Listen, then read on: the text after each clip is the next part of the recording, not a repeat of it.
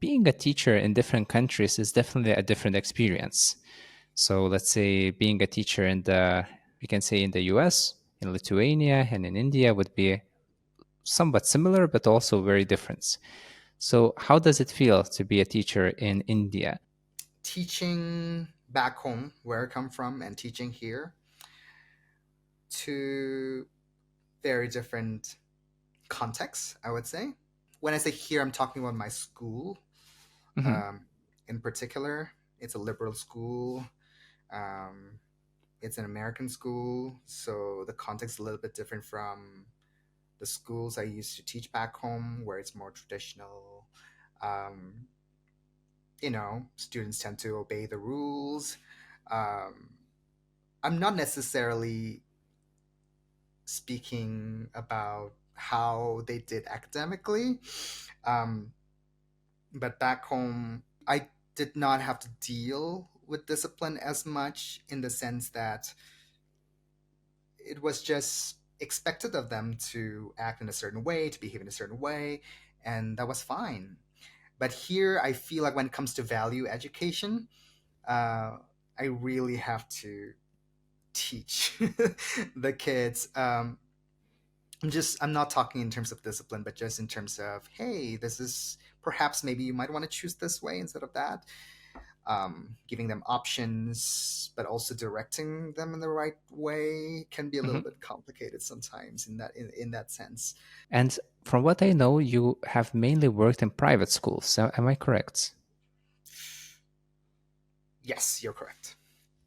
So, how is the public education system in India? Is there a big difference between private and public schools? I'm only speaking from my experience. I think there Hmm. is a huge difference. Um, Private schools are more structured in many ways. They have better infrastructure for the most part, and you get quality education in private schools. I'm not saying you cannot get that in government schools, but it does depend. And I have seen a lot of government schools not providing quality education. But I've also seen a few, um, in my experience so far, government schools that provide quality education to kids. Um, I think it does. Look, I think that the thing is, the government schools tend to have um, better teachers in some ways, just Hmm. because um, in government schools you are paid better, and that Hmm. goes to government or state or central universities as well, which are government, run schools, colleges. Um, but I think in terms of K to 12 schools, I would say private schools are still better just because of that kind of structure that they have. In government schools, I feel like there's that, hey, you don't go to school, nothing's going to happen kind of a thing. And I'm not saying all government schools, I don't want people to misunderstand me, but the schools that I have seen, especially in rural areas, that tends to happen a lot.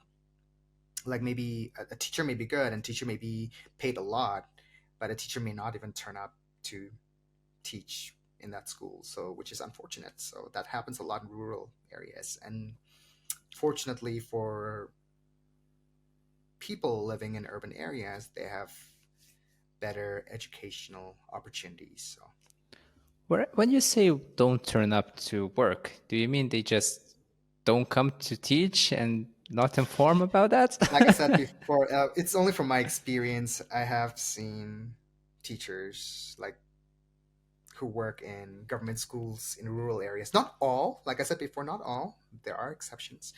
Um, who will show up to work maybe once or twice a week, but they won't go the rest of the week. Holy crap, that's crazy. Yeah, and I feel sad about it because I do care about education a lot. Um, yeah, and unfortunately, those children in rural areas, they are not able to get good opportunities because of that, you know. So Hmm. mm, Well, I also, well, both of us are teachers. It's we're kind of biased, but definitely education is important. yes, So that's for sure. But it surprised me when you have said that public schools are better paid. Well, teachers are paid better in public schools than in private. Of course, not always, but in there are general, exceptions because in general. in Lithuania, let's say at least a few years ago, it was the other way around.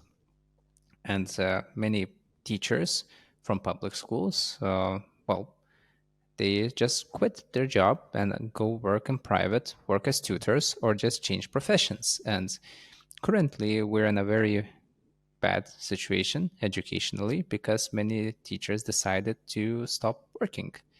And let's say I teach online. I work as a private tutor now as well. And one of my students, he's an eighth grader, and he says that, well, he hasn't yet had any English classes from September because they can't find an English teacher.